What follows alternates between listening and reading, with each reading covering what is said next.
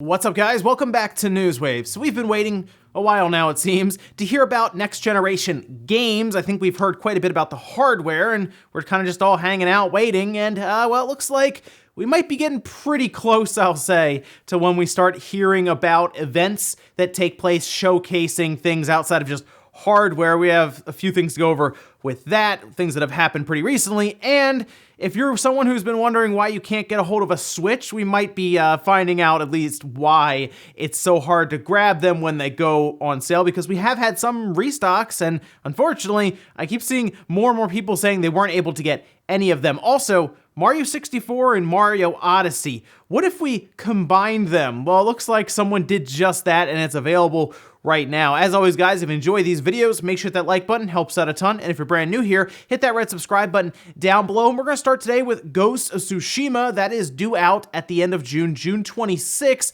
At least we think it's due out then, because of course we've seen a lot of delays hit, and Last of Us Part 2, which had been delayed a couple of times, still was not safe from a delay, and that's indefinite. We think it'll probably come out holiday right near the PS5, and that'll be a big launching point for that system, most likely with a patch for the PlayStation 5 to be compatible and even help it look even better. But Ghost of Tsushima seems full speed ahead with that one, right? End of June, and it looks like it's even been rated now in Australia, which is starting to continue, I guess, leaning on the idea of it not having any issues and having to be delayed, as they themselves, Sucker Punch, has mentioned even in a most recent interview in a magazine saying just that. But seeing a straight-up rating in Australia, MA15, by the way, no real surprise there after seeing some of the trailers and gameplay. I guess we really are going to see this game come out at the end of June, which is good because I've been looking forward to it. It looks kind of Way of the Samurai mixed with Tenchu, so I'm on board with it, and well, at least so far anyway, looks like we can expect it at the end of June. Also, if you have a Nintendo account with your Switch, where you're going online, of course, on the eShop and downloading games, buying stuff, and you have a card linked to it, or you're using PayPal, anything like that, any information, you're going to want to set up two-step verification, and this seems to be coming up more and more now as people are starting to see, at least from what they are getting, emails and other parts of people trying to access accounts. This seems to be something that is popping up more and more now, and Nintendo even tweeted out how to enable two-step verification, which makes me wonder if even they were getting a lot of, we'll say, help messages and stuff through their website mentioning this, or maybe they noticed quite a bit of suspicious activity around it. I'm going to tell you now, just go over there, take care of it. There's a link down below where they do share how to do it. You basically set it up on your phone or tablet or something, and whenever there is a login that doesn't look familiar, it'll basically tap you on the shoulder and say, hey, is this a legit login? Do you want to give them access?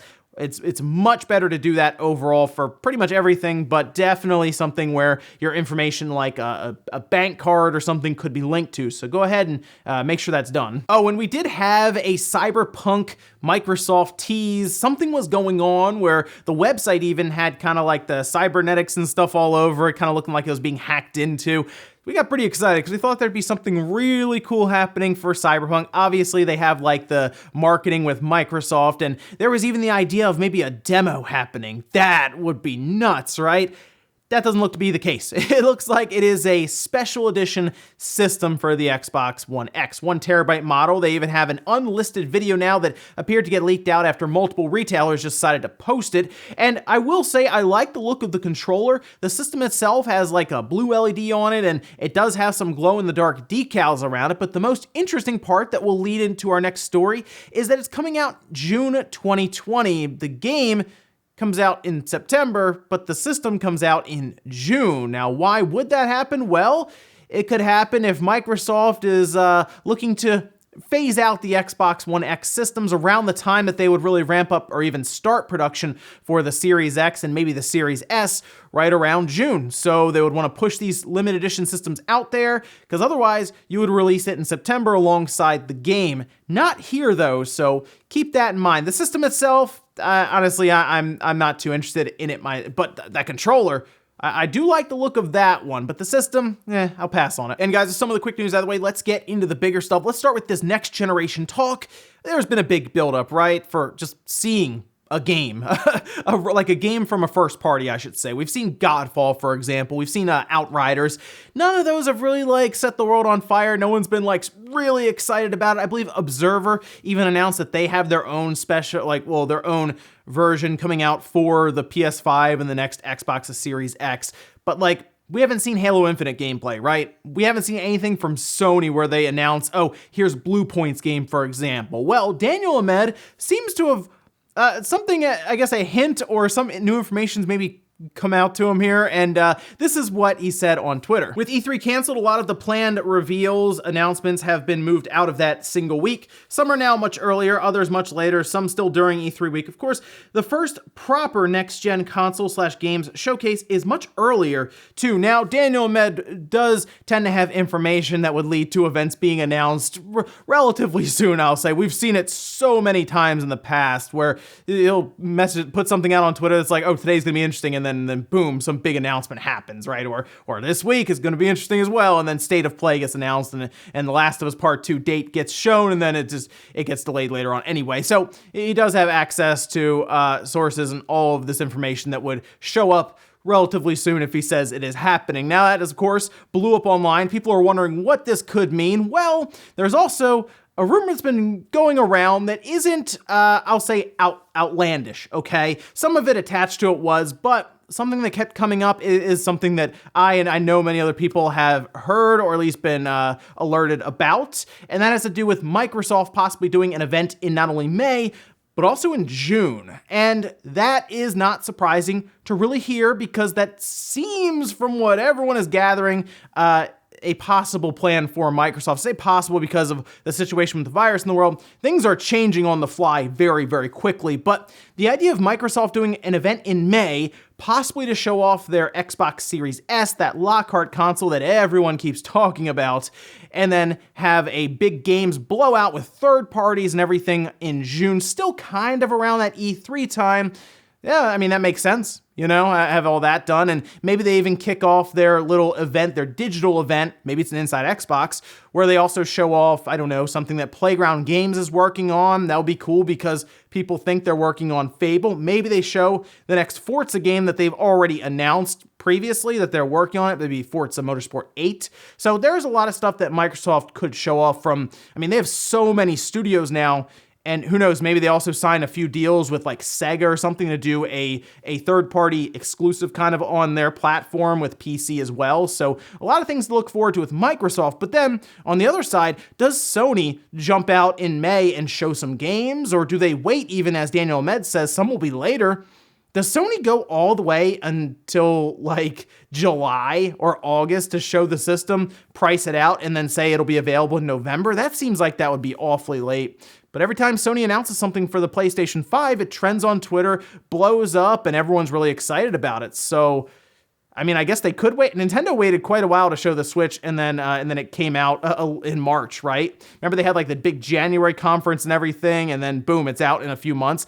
Yeah, so you never know, I guess, with Sony, but I would expect Microsoft, believe it or not, to have multiple events leading up to when E3 time would have been, one in May and then one in June. So we'll look forward to all of that happening. Hey, it could also even just be like a press drop. Remember how they did that with other YouTubers that came in, took the thing apart and all that. That could be something else they do. They could just drop a trailer. So could Sony, though. So interesting stuff, and we'll just have to keep an eye out. But yes, next gen appears to be at least starting to pick up relatively soon. Next up, let's talk about what is just a phenomenal project that Case Emmanuel has done. This is insane. Like, the amount of work that went into this is mind-blowing, and you can see that here. What I'm talking about is Super Mario Odyssey 64. It is now out, by the way. Kay's dropped it on YouTube. You can download it. You will need your own version of Mario 64. He does not provide that, so you'll have to get that yourself. But if you patch it, you can then play it in an emulator. It doesn't work on real hardware. I actually tested it myself just to see. Couldn't get it to work on an N64. But if you play it, you can see it is basically a demake of Super Mario Odyssey on the Nintendo 64, and it is impressive. I mean, you have the mechanic with the hat where you're, of course, taking over enemies and doing different things with them, how you collect moons even, though the stars have been replaced here. Also redid several of the different kingdoms, and the one I guess wasn't redone is New Donk City. I don't really know how you would be able to do that on the Nintendo 64 very easily, since there are actual people walking around. But hey, maybe that gets tackled at some point. But to see this is impressive. There's also a video of Kays playing all the way through it just to check any bugs, so you can even get an idea of really how this whole thing looks without even downloading and patching it. If you just want to see the idea kind of happen and be there in front of you, yeah, you can just watch the video, and it's some cool stuff. Now, Kays has done some amazing things anyway, at like the portal gun and others in Mario 64, the split screen mod, which was insane to think about. So, hey, I think it's really, really cool. Worth checking out if you're someone who really likes Super Mario 64 and you want to check it out with something like Mario Odyssey mixed in. It's out there and you can go do that now. Next up, let's talk about this Nintendo Switch shortage, because it has been pretty difficult for people who would like to get a Switch, for less than $500. They have been climbing in price, and the weird thing that people are starting to notice is there have been restocks, but they sell out in sometimes a minute or two online. Like if Best Buy gets them in, I see people sometimes post it on like a Reddit post or other different forums, and then people will click on it and they'll say, oh, they're all gone already. Or they'll post on like a deal site, oh, it's all gone. And it looks like there might be a reason for that. Now, Motherboard.com actually managed to catch up with a person who has created a bot, a checkout bot for picking up the Switch, basically automated. So like a person doesn't necessarily have to be hanging out next to Best Buy site, just like waiting, refreshing. Oh, they're here. Let's go ahead and check out. The bot will essentially do that with several different links through Best Buy, Walmart, Target. And then when the Switch does show up, we'll pretty much be able to buy as many as it can. And then of course the person can get them in, resell them online through eBay, for example, or Amazon, and make money. That's just the way it is. Of course, if there's money to be made, people will figure out how to make it as easy as possible. And that usually means that the systems are being pulled away from people who just legitimately want to buy it, and maybe Animal Crossing, and then just, actually play it. Now, there is one interesting thing here. The bot is actually open source and it's free. People can just download it. It's called BirdBot, and the person who made it is Nate. Not Nate from Direct Feed Games, Nate the Hate, not that Nate, a different Nate. And this is what they said. I decided to make it as a joke, but I quickly realized just how powerful it could be. Me and my friends were talking about reselling Nintendo Switches, and at one point my friend nicknamed Bird told me I should make a bot, and here we are today. Now, that bot is, like I said, free to download, so people can just download it. It's open source, and Nate also says, hey, it's for buyers as well, so if you're someone who really wants to Switch and you're willing to go through all of that and figure all of this out, you can, or you can just hopefully jump on a restock when it happens online. Eventually, like I said, there will be an overabundance of Switch units as Nintendo gets manufacturing going again and figuring all of that out. But for now, yes, they're pretty difficult to find. But I guess technically you can go and use the bot yourself if you would like. But unfortunately, like I said, the people using these now, trying to resell them, are communicating with each other, even with the sole intent of reselling them, and they're sharing links and all this stuff. So it does seem like it is just going to be really, really tough until Nintendo just pushes several Switch units out, and then people lose interest in trying to flip them because it's not worth it, and they move on. And I'm telling you, I think it's going to be probably around Xenoblade time that all of that gets worked out. So like towards the end of May, in like a little over a month, is when you'll most likely see more and more stock happen. There was a restock, like I mentioned before, about a week ago, but it didn't really matter too much as they all got pretty much picked up by bots and people, resellers who are waiting for them to pop up. So keep that in mind. It's just, you're fighting against everything now if you want a Switch currently. So hopefully you can just like end up being out at like a Walmart or a Target grocery shopping or something, and you see a Switch. That's the one thing you can hope for right now, because online, it is tough. And in our last bit of news, let's talk about some Streets of Rage, like Streets of Rage 4.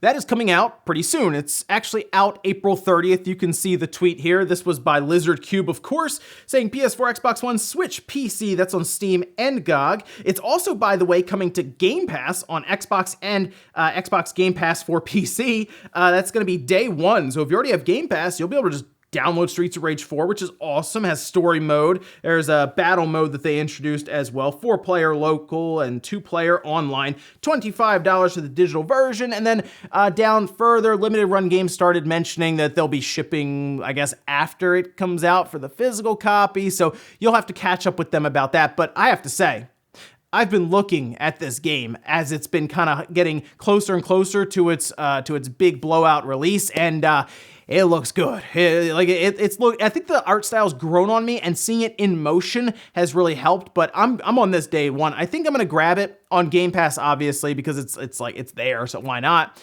Grab it on the Switch, definitely, because that seems like a game that they'll fit perfectly for it.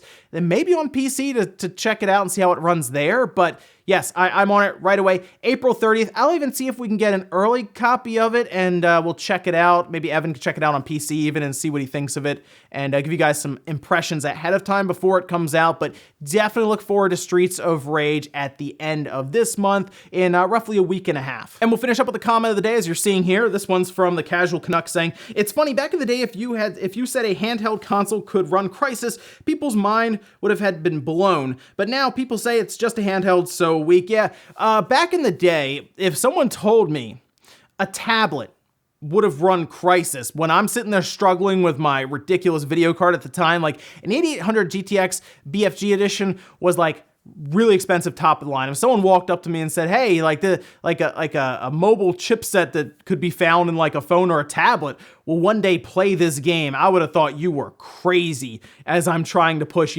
30 frames per second on this thing. I'd have thought you were out of your mind. But that's where we are. Low power chips are really punching above their weight, and the Switch continues to do so with the X1. And it's really, I think, definitely a testament to NVIDIA and what they've been able to do with their low wattage chips, but also Nintendo for fitting into that form factor and making developers interested in the X1, something they really weren't before. But it's going to be fascinating, I think, to see what they get out of Crysis on the Switch in a handheld format even. So fun stuff. It's really going to be exciting in the summertime when we see this game release. Ladies and gentlemen, that's going to do it here for Newswave. If you enjoyed this video, guys, hit that like button, really helps out. If not, hit the dislike. Leave comments down below about everything we talked about today, whether it's next gen starting soon, like can we get some games? That's the biggest thing. We want to know what these first party studios are working on and why we should be buying these systems for upwards 600. I'm thinking 500, right? That's like where we're sitting. But like, why should we buy it? What's the big game, right? So hopefully they show us all about these games soon. But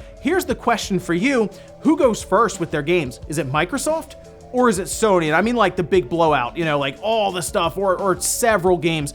Who goes first? Let me know about that down below. And also, are you still trying to find a Switch, and are you even considering using a bot at this point to finally get one? And then Streets of Rage 4, are you interested? Let me know about that down below as well. Thanks guys for watching, and I'll see you next time.